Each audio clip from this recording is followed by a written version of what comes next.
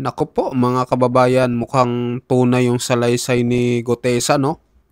Dahil ayon sa ICI ay nakalagay din sa suitcase yung mga pera na dinadala sa bahay daw ni Saldico, mga kababayan. So pakinggan natin tong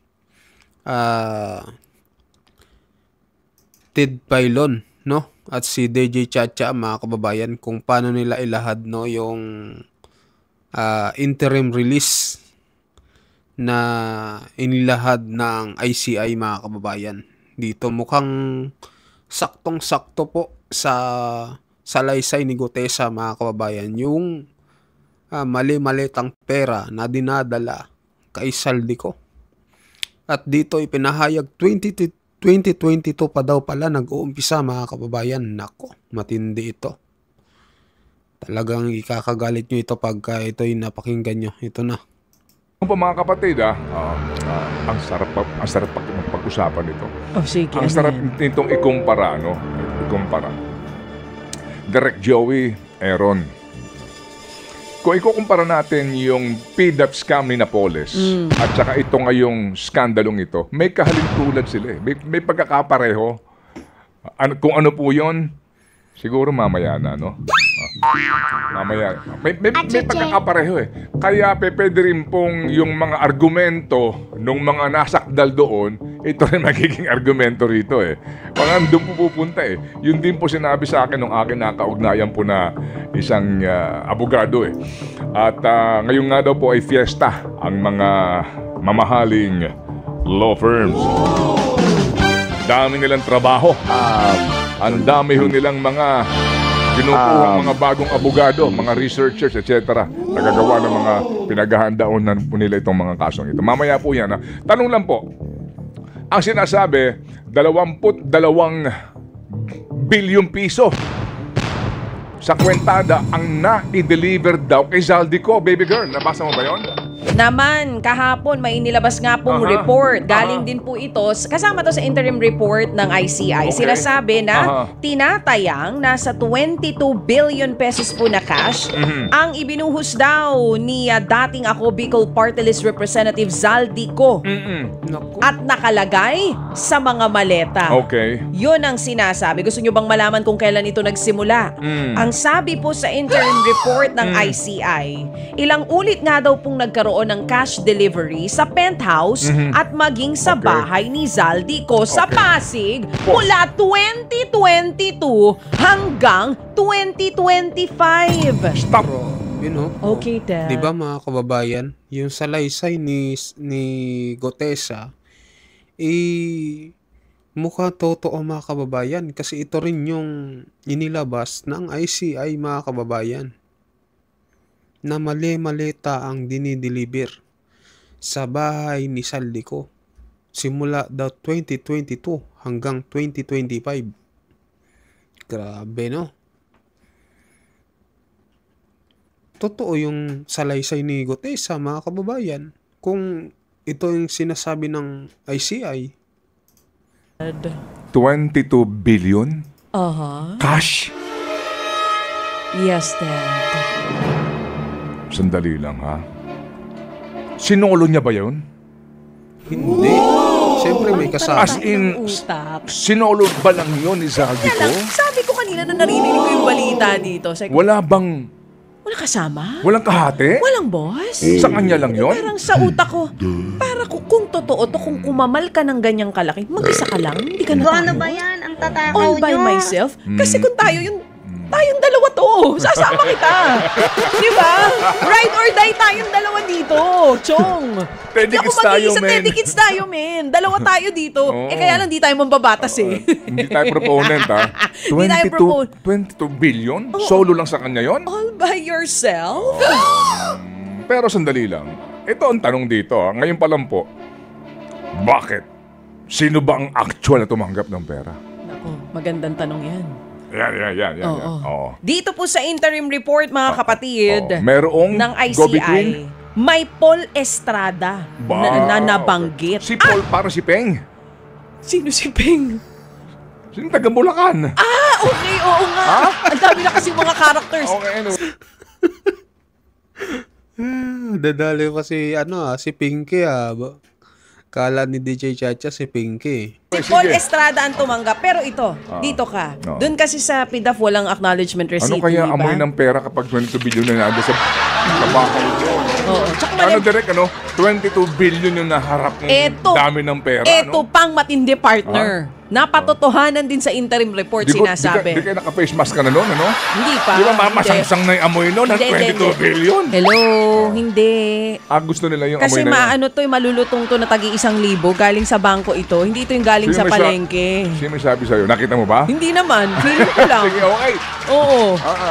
Napatotohanan na dito sa interim report ang sinasabi. Totoo daw na isa daw sa mga bahay ni Zaldico ang pinaglalagyan lang ng pera. Yun ang sabi. Kasama yun dito.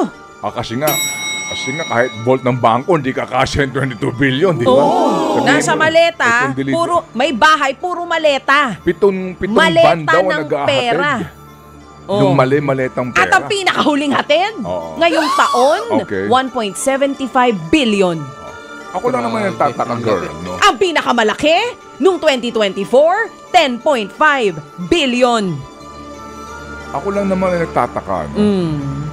Sa ganyan mga usapin na pumutok itong iskandalong ito. Oo, ano? Talagang walang nag-apply ng search warrant, ano? Nakabad trip eh. No? Ano ba? Ikaw naman.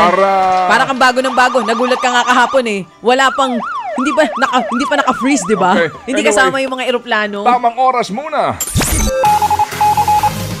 Ganap ng alas 6:32 at ang ating pong tamang oras atid sa atin ng Boss Mastery Coffee. Boss Mastery Coffee, alam mo na kagad, amoy pa lang quality coffee beans at puno ng sangkap na galing sa mangosteen with xantone na mainam po sa ating kalusugan. Pangangatawang Boss Mastery Coffee, kapeng mangosteen sa sarap. Available yan sa Mercury Drug, Watson, 7-Eleven, Southside Drug at mga piling supermarkets nationwide. Mga kapatid, dyan po lamang kayo. It's going to be a very interesting edition ng ating pong programa dahil ang dami-dami yung mga balit. So ayun mga kababayan, no? Grabe itong pasabog ng ICI mga kababayan. Ibig sabihin, totoo yung salaysay ni Gutesa na mali-malitang dinideliver sa bahay ni Zaldico.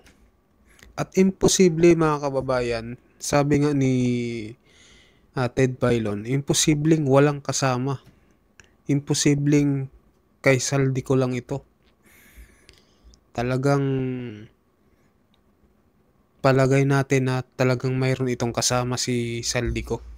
Mayroon itong kakontsaba. Imposible mga kababayan. Siya lang yung dadali ng ganyang kadami pera. At yung sinabing ano yun? Yung isa pang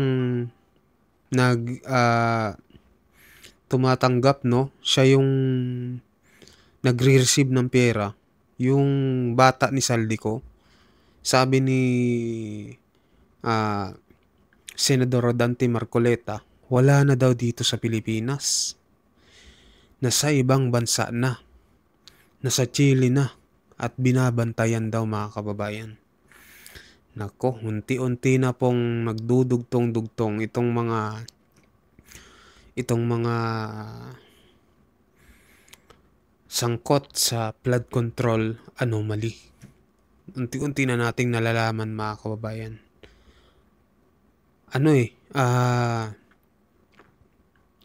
Diyos na rin yung gumagawa ng paraan mga kababayan. Kahit na inililihis nila mga kababayan. Unti-unti na nating nalalaman. So, kahit itong ICI na talaga yung nagsasabi, no? So, ano masasabi nyo dito mga kababayan? Nakakagulat ito.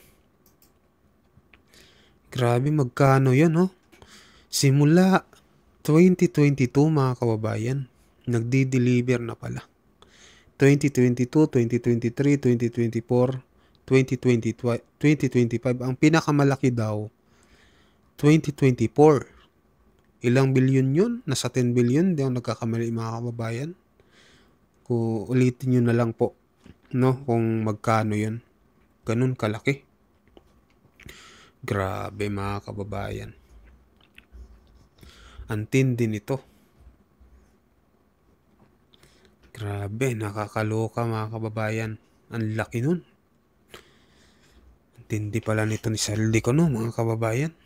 Anong pahayag nyo dito? Anong opinion nyo sa isiniwalat ng ICI? ICI na din yung mismong naglaglag dito kay Saldi ko dahil sila na mismo nagsabi, no, na nasa suitcase nakalagay, nasa mali-maleta ang pera, na itong salaysay ni Gotesa ay tunay, totoo mga kababayan, kasi nagtugma 'di ba? Kaya kayo na lang ang magkumpara, kayo nang magbigay ng opinion kung ano yung komento nyo dito. So, hanggang dito na lang mga kababayan, kayo na ang bahalang humusga, no? Kung ano sa palagay nyo, tugma ba o hindi.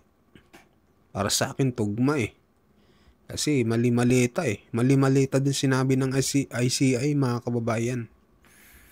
So, ayun, mag-comment kayo mga kababayan, mag-like at mag-subscribe po kayo sa mga bagong pasok dyan. Maraming salamat po sa inyong lahat.